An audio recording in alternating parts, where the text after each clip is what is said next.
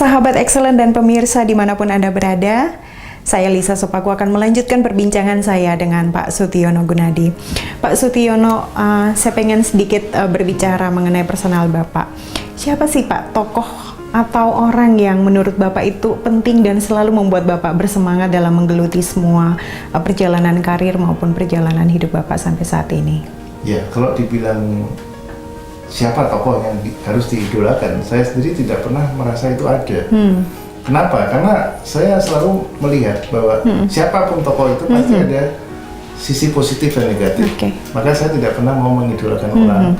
Tapi memang secara pribadi saya memang memiliki semangat, daya juang yang tinggi, ya memang keluar dari diri saya sendiri. Tidak perlu harus mengidolakan dari siapapun.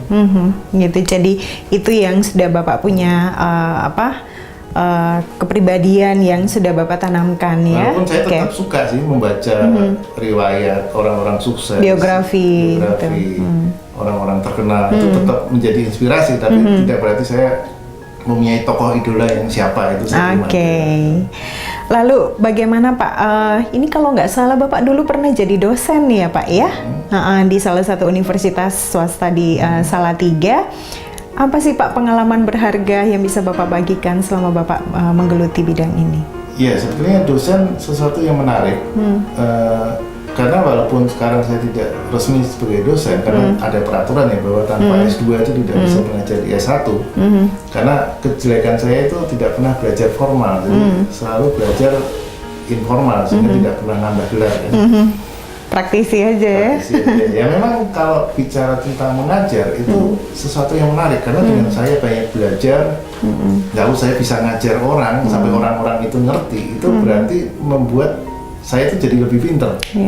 Jadi saya tidak pelit untuk berbagi, karena dengan saya berbagi otomatis saya akan membuat orang menjadi ngerti. Itu saya harus berpikir keras bagaimana orang yang tadinya nggak ngerti jadi ngerti. Nah itu yang sangat menarik, karena jadi otak saya itu benar-benar kerja terus supaya membuat orang lain lebih pintar. Otomatis saya juga jadi pintar juga. Itu tahun berapa sih Pak jadi dosennya? Sebetulnya dosen secara resmi tidak, tapi karena waktu itu ada dosen yang berhalangan, tiba-tiba dia minta saya menggantikan. Karena memang waktu itu lebih mudah orang jadi dosen, asal dianggap mampu ya bisa. Tapi sebetulnya kalau yang lebih banyak itu saya lebih banyak di asisten dosen. Ini flashback sedikit. Ini waktu Bapak selama di Salatiga ya. Berapa lama sih Pak di Salatiga? Saya di Salatiga 4 tahun. 4 tahunan ya. Pak, Bapak lihat dunia pendidikan juga saat ini bagaimana sih menurut pandangan Bapak? Dunia pendidikan saat ini bagus karena mereka sudah banyak mengadopsi bentuk-bentuk pendidikan dari luar negeri ya, tentunya. Dimana kalau dulu kita hanya lebih banyak belajar dan belajar, tapi kalau sekarang kan sudah ada tugas-tugas, mereka juga bisa mengembangkan diri, lalu ada pola-pola diskusi. Itu diharapkan akan bisa memacu kreativitas dari anak didik supaya tidak hanya nurut dari gurunya. Kalau gurunya ngajar ABC ya udah ABC, tapi kalau sekarang dia tidak mau ABC ya boleh, mau set X, Y, Z ya silakan. Yang penting tujuan tercapai.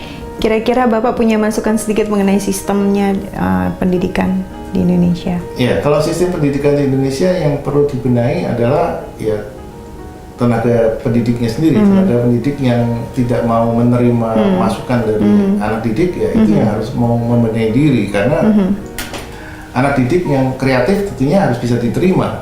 Karena jangan sampai justru disalah-salahkan, nggak boleh begini, nggak boleh begitu. Nah itu akan membuat kreativitasnya mampet ya. Jadi orang harus disilahkan, asal yang penting diarahkan yang benar dengan kreativitas yang kebablasan. Oke Pak, apa sih yang menjadi prinsip yang sepanjang hidup Bapak pegang untuk menjalani semua kehidupan, ya baik karir maupun kehidupan personal? Ya, secara karir dan personal yang saya selalu pegang itu adalah pertama saya harus jujur. Lalu di dalam melakukan satu pekerjaan saya harus selalu konsisten. Dan yang ketiga yang paling utama itu takut akan Tuhan. Saya bukan orang yang fanatik terhadap agama tertentu. Saya juga bukan orang yang misalkan ngajarin orang, kamu harus ikut saya nggak akan lakukan seperti itu. Tapi dengan takut akan Tuhan. Artinya kalau saya mau korupsi, saya mau nyeleweng, saya mau apa itu saya nggak berani karena ada di sana yang lihat. Jadi artinya ada yang ngerem kalau saya melakukan sesuatu yang nggak benar. Oke, itulah prinsip-prinsip yang Bapak bangun sehingga dengan prinsip-prinsip itulah yang membuat Bapak juga bisa berjalan terus gitu ya untuk mengemban amanah lah gitu istilahnya ya. Waduh, Pak, kira-kira dalam perjalanan pengembangan karir Bapak kan pasti butuh waktu nih, perjalanan panjang. Bagaimana sih Pak, Bapak mungkin bisa memberikan tips Bapak mengelola waktu kehidupan karir dan kehidupan pribadi? Ya, saya sih tidak pernah berpikir terlalu banyak ya. Yang penting bagi saya adalah hidup ini dijalani seperti air mengalir. Kalau ada batu ya kita belok sedikit, setelah itu nanti lurus lagi. Karena hidup ini tidak bisa dibuat terlalu serius, tapi juga tidak boleh dibuat main-main. Yang penting adalah bahwa kita ada keseimbangan. Jadi kalau misalnya kerja ya kerja, tapi juga kita harus ada waktu untuk relaksasi. Jadi bagi saya kerja 24 jam juga sering, tapi kalau misalkan ada waktu ya sewaktu-waktu saya bisa aja lari kemana untuk jalan-jalan atau rekreasi. Ya, relax dulu ya. Saya lakukan. Jadi yang penting adalah keseimbangan dalam hidup. Oke. Pak Sutiono, kita akan lanjutkan ke segmen berikutnya setelah yang satu ini. Sahabat Excellent, saya akan melanjutkan perbincangan saya yang semakin menarik dengan Bapak Sutiono Gunadi setelah yang satu ini.